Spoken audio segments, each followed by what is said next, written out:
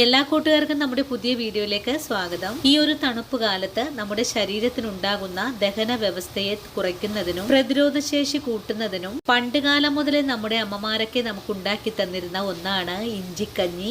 ഈ ഒരു കഞ്ഞി തയ്യാറാക്കി എടുക്കാനായിട്ട് ഞാനിവിടെ ഞവരരിയാണ് എടുത്തിട്ടുള്ളത്. ഞവരരിക്ക് വേവ് കൂടുതലായതുകൊണ്ട് തലേ ദിവസം തന്നെ വെള്ളത്തിൽ കുതിർത്തിയെടുത്തിട്ട് വേണം നമുക്കിതൊന്ന് വേവിച്ചെടുക്കാനായിട്ടും. ഒരു ദിവസം മുഴുവനും തന്നെ വെള്ളത്തിൽ കുതിർത്തിയെടുത്ത അരി വേവിച്ചെടുക്കുന്നതിനായിട്ട് കുക്കറിലേക്ക് മാറ്റിയിട്ടുണ്ട്. കുക്കറിലേക്ക് മാറ്റിയ അരിയിലേക്ക് വെന്തുവരാൻ ആവശ്യമായ വെള്ളവും കുറച്ച് കൊച്ചുള്ളി അല്ലിയും വെളുത്തുള്ളിയും ഒരു വലിയ കഷ്ണം ഇഞ്ചിയും നല്ല ജീരകവും കുരുമുളകും കൂടി ചേർത്ത് കല്ലിൽ വെച്ച് നല്ല പോലെ ചതച്ചെടുത്തതിന് ശേഷം കുക്കറിലേക്ക് മാറ്റിയ അരിയിലേക്ക് ചേർത്തിട്ട് ഇതിലേക്ക് ആവശ്യത്തിനുള്ള ഉപ്പും കൂടി ചേർത്ത് നന്നായിട്ട് ഇളക്കി യോജിപ്പിച്ചതിന് ശേഷം അരി നല്ലോണം വെന്ത് കിട്ടുന്നത് വരെയും ഒന്ന് വേവിച്ചെടുക്കാം. അരി വെന്ത് കുക്കറിന്റെ എറെല്ലാം പോയി കഴിഞ്ഞാൽ പിന്നെ നമുക്ക് ഈ മൂടി ഒന്ന് തുറന്നു നോക്കാം. അതിനുശേഷം നല്ലോണം ഒന്ന് ഇളക്കി യോജിപ്പിച്ചു കൊടുക്കാം. കുറച്ച് വെള്ളം ആവശ്യമാണെങ്കിൽ കുറച്ചുകൂടെ വെള്ളം ചേർത്തൊന്ന് തിളപ്പിച്ചെടുക്കാം. ഇനി ഇതിലേക്ക് ഒരു താളിപ്പ് കൂടെ ചേർക്കണം. ഇതിനായിട്ടൊരു ചൂടായ പാനിലേക്ക് അല്പം നെയ്യ് ഒഴിച്ചു കൊടുത്ത് കുറച്ച് കറിവേപ്പിലയും കൂടി ചേർത്ത് മൂപ്പിച്ചു കഴിഞ്ഞാൽ തയ്യാറാക്കി വെച്ചിരിക്കുന്ന കഞ്ഞിയിലേക്കാണ് നമുക്ക് ഇത് ചേർക്കേണ്ടതും. അതിനുശേഷം നല്ല ഓണം ഇളക്കി യോജിപ്പിച്ചു കഴിഞ്ഞാൽ നല്ല ചെറു ചൂടോടുകൂടി തന്നെ നമുക്ക് കുടിക്കാൻ പറ്റുന്നതുമാണ്. ഈ ഒരു തണുപ്പ് കാലത്ത് നമുക്കുണ്ടാക്കുന്ന വയറിന്റെ അസ്വസ്ഥതകൾക്ക് വളരെ ഹെൽത്തി ആയിട്ടുള്ള ഈ ഒരു കഞ്ഞി